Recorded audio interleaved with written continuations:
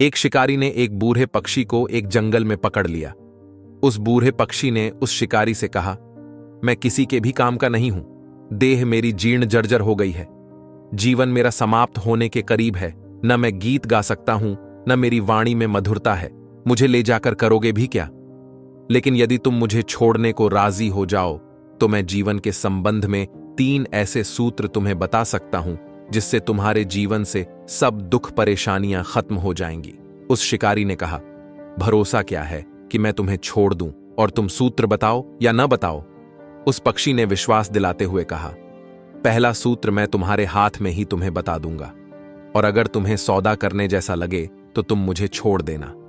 दूसरा सूत्र मैं वृक्ष के ऊपर बैठकर बता दूंगा, और तीसरा सूत्र जब मैं आकाश में ऊपर उड़ जाऊंगा तभी बता सकता हूं।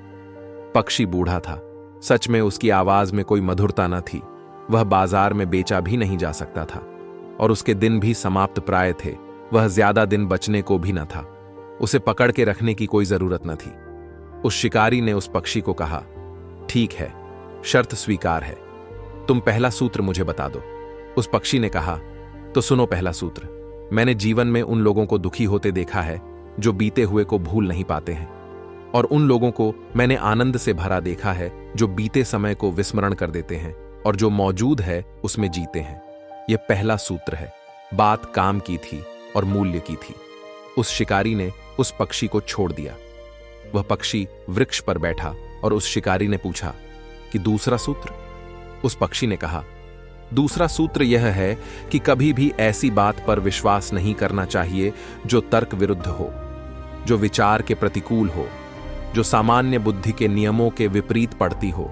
उस पर कभी भी विश्वास नहीं करना चाहिए। ऐसी बातों में विश्वास करने वाला व्यक्ति भटक जाता है। पक्षी आकाश में उड़ गया। उड़ते उड़ते उसने कहा, एक बात तुम्हें बता दूं, यह तीसरा सूत्र नहीं है। यह केवल एक खबर है जो तुम्हें दे रहा हूं। तुम बड़ी भूल में पड़ गए हो मुझे छोड़कर।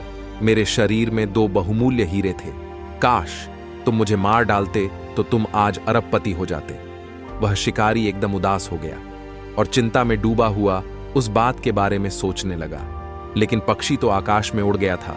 उसने उदास और हारे हुए और घबराए हुए मन से कहा, खैर कोई बात नहीं, लेकिन कम से कम तीसरा सूत्र तो बता दो।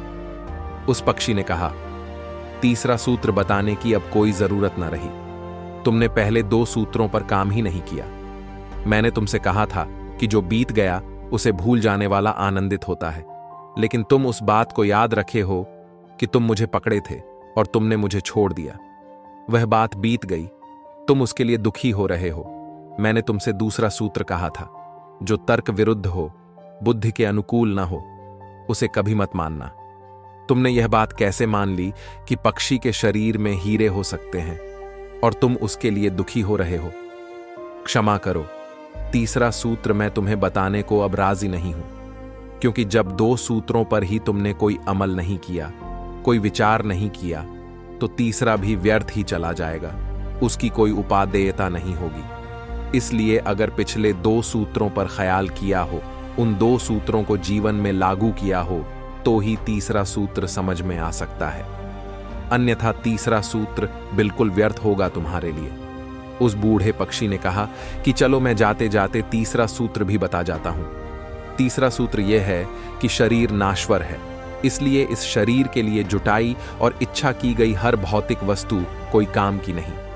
यह बातें सुनकर उस शिकारी की आंखें खुल गईं और उसने सभी अपराध करने बंद कर देने का प्रण किया।